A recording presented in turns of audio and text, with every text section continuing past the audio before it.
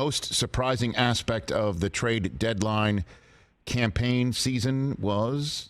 The Rams not doing anything, because it sure felt like they were trying to either bring back Brandon Cooks for a reunion. Now the $18 million fully guaranteed salary he has for 2023 was an impediment that could not be overcome. The Cowboys were also in on that. And not getting Bradley Chubb. They were after him. The Dolphins ended up doing it. So the fact that they ultimately restrained themselves, and they reportedly tried, Albert Breer said, to send 2 first-round picks to the Panthers for Brian Burns. You know, at some point you have to admit you're not one player away, and they're not. And at some point you have to hold back some of your resources for the future. The team will continue to exist later this decade, and you can't completely mortgage your future in an effort, what I think is a foolish effort for now, to delude yourself into thinking you can go back and win the Super Bowl again. And look, nobody's giving up, and they have to say all the right things.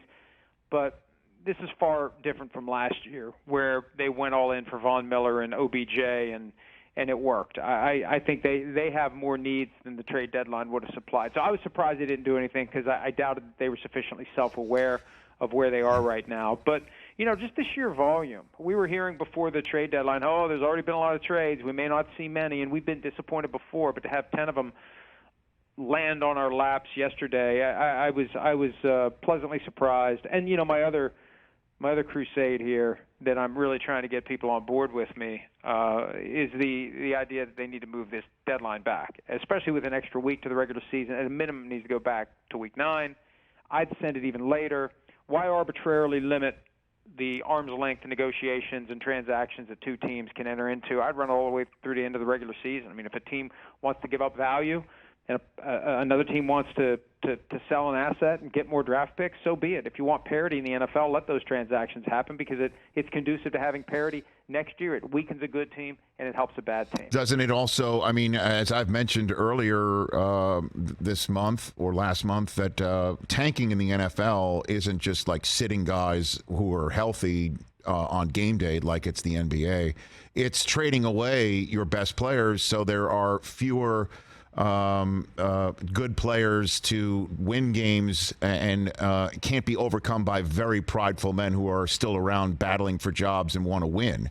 Like, so wouldn't, if there was a trade deadline, say mid-December still, you'd have a ton of teams who know that they're done just selling off and trying to lose games that way over the last month of the season. Wouldn't you have fewer competitive games under that? Well, you potentially would. The guys on the field are still going to compete. And, look, it would give teams easier cover for tanking at that point, the teams that really know they're done. The problem is right now it's too early to know that you're done. And maybe that's the way the NFL wants it. I don't know. Does the NFL want trades, or does it not want trades?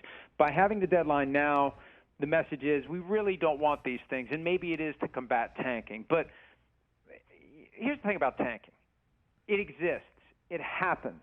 And as long as you don't admit it and also fail to later say, I was only joking, the NFL isn't going to do anything about it, because the NFL doesn't want to admit to the world that there is a very clear temptation to not put your best players on the field, to not try to win games late in the season in order to enhance your draft stock. Now, some folks like Sean Payton would say no team should ever do that because it's not conducive to future winning if you don't always have a winning culture and try to win every single game and do everything you can to win every single game. It sends a horrible message.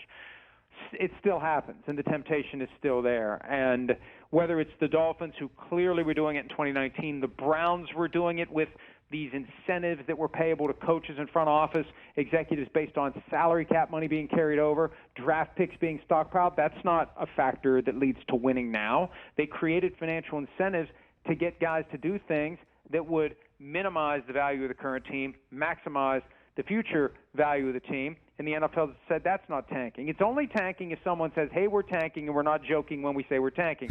Otherwise, the NFL is just going to look the other way, because that temptation is always going to be part of the sport. It's not going anywhere until they do a true draft lottery that basically puts all non-playoff teams into the hopper with the same number of balls, not weighted based on how bad you are. That temptation is going to be there. Catch the Rich Eisen Show every single day on the Roku channel, 12 to 3 Eastern, for free.